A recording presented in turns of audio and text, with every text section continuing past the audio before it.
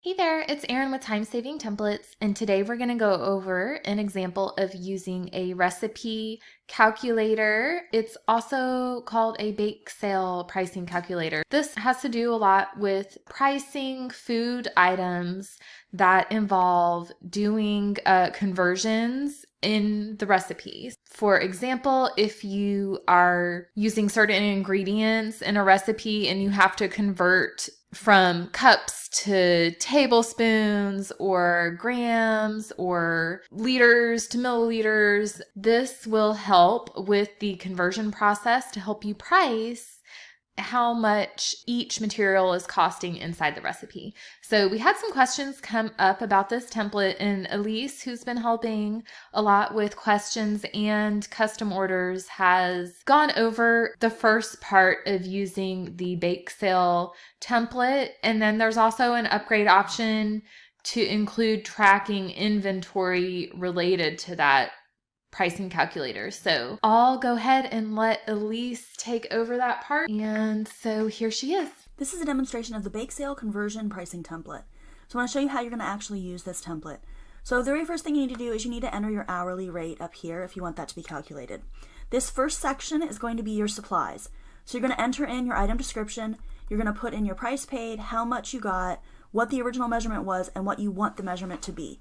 So the way that these work is these are actually drop downs. So I can click here and I can select the one I want. So in this one I wanted pounds, and then the same thing for the conversions. So I wanted pounds to cups. So you enter your item description, put your price, how many pounds, this is 5 pounds of flour, and then pounds to cups means that it would be 10 cups, and the total price per 1 cup is 30 cents. So that's how this works all the way straight across. So you're going to enter in all of your supplies with how much you paid, how much it was, what the original measurement was, and what you want to convert it to. Because obviously when you're making cookies, you're not going to be measuring flour in pounds. So it comes in pounds, but you need to convert it to cups. So that is the first section. You're going to enter all your inventory. Then you're going to scroll down, and this section here is where you're going to price your actual items. So if I wanted this to be a cookie, so then I'm going to say, this is my cookie item. And then you're going to, again, click here on the drop down and choose your ingredients. This will automatically generate from what you have entered up here. So I've gone ahead and entered flour, and then again, I'm going to do my measurement by cups. It's going to tell me the price per cup is 30 cents, and then I'm going to enter how many cups I need. So if I said I needed 2 cups for this recipe, then it's going to tell me my total cost is 60 cents, which is 2 times 30 cents. So then for my butter, I'm going to do the drop down, select butter, and then do the drop down, select tablespoon. It'll tell me what my price per tablespoon is. Then I'm going to put my quantity of 1 tablespoon, and their total cost is 16 cents. Same thing with the sugar. So these quantities are not from an actual recipe. I just made this up, so this probably makes no sense if you're actually a baker, but you can get the idea there. So now if I scroll down in this section, my cookie is going to generate my pricing here. So I have to tell it how many minutes I spent making these cookies. So if I say it takes me an hour, that's 60 minutes. And then how many cookies does it yield? 20. I think that's probably not enough for the amount of ingredients I have there. So if you change it to 40 cookies, then that means each cookie costs $1.15. And that is going to be based upon these numbers over here. And our cost of materials is $1.51, and that's based upon the information that we have up here from our supplies right here. So the cost of materials is $1.51. Then, because it was a full hour and my hourly rate is $10, the cost of time was $10, which makes the total cost $11.51. So then we recommend doubling once for wholesale and doubling a second time for retail. So it's saying that it should be $46.03. Now that's for the entire batch. So then we would enter what our final price is going to be. So I hope that helps you understand how to use this template. It's the bake sale conversion pricing template, and it helps you price out your baked goods. Thank you so much, Elise, for explaining how to use the conversion and pricing the individual recipes. I just wanted to add one note to that example with the cookies.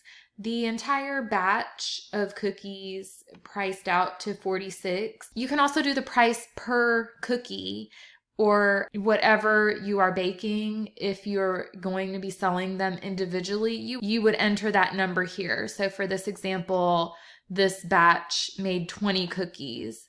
Then you would price it at $2.30 per cookie. And that's going off of the recommended retail price. You can change that up or down, depending on what you prefer. So the second part, and this is with the upgrade option, so you can get just this one page, or you can upgrade and get these other pages. So what will happen is in the inventory and COGS, cost of goods sold page, it will pull in that cookie that you made, and it will pull in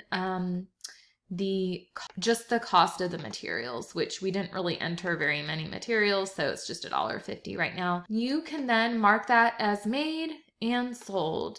I just put that it was made one time, sold one time.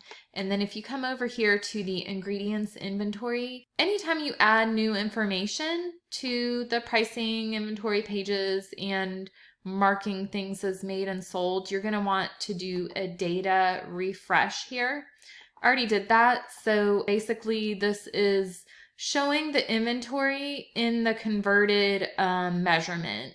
So with flour, we converted to cups, butter, we did tablespoons, and sugar, we did cups.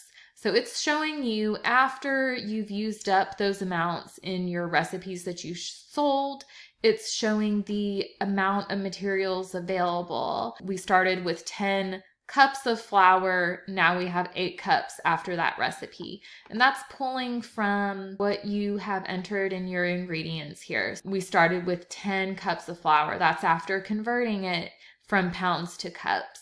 And then we use the 2 cups in the recipe. So we've got 8 cups available. So it's going to do that in the converted amount.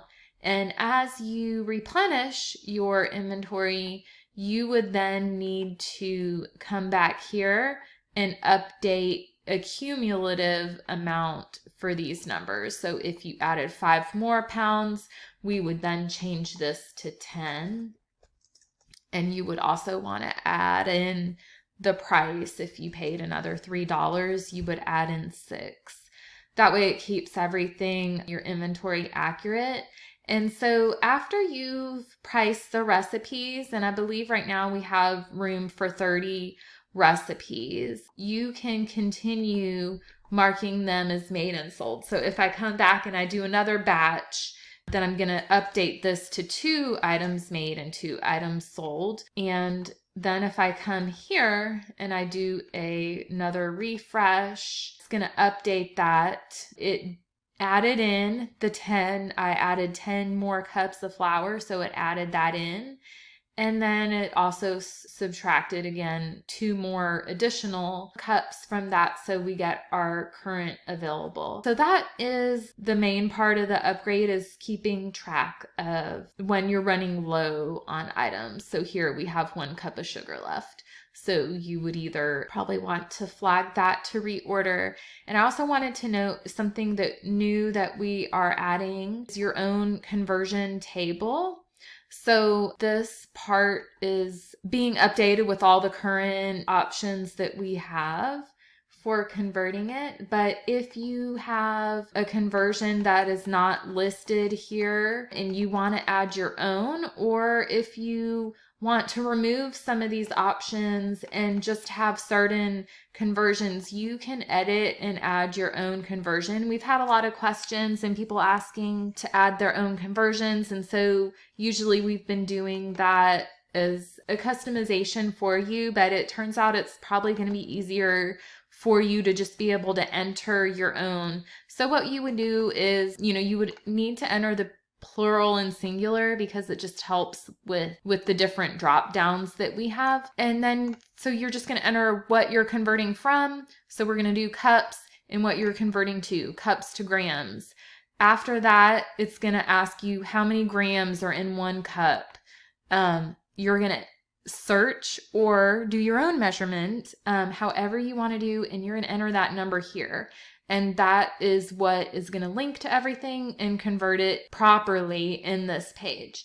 So that also gives you a lot of room to make your own customizations for whatever it is you're making and pricing. And I have had people use this template for non-food items. So if you are doing bath and body related items, if you are making anything that requires doing a conversion and any type of measurement, then this will help. I know there's some people that have done like essential oil related things or like soaps or lotions or things like that. This can definitely work for that, and you can also customize the conversions. I hope that helps explain this template, and if you want to go check it out and get the template, I'll link to it in the listing below, but you can find it at timesavingtemplates.com and look either in the section for product pricing templates or in the inventory tracking section too. So until next time, don't forget that I'm here to help you streamline and save time when it comes to using Excel worksheets. And we also have some free templates and discount that you can check out at timesavingtemplates.com/free resources. And thank you so much for watching. Bye.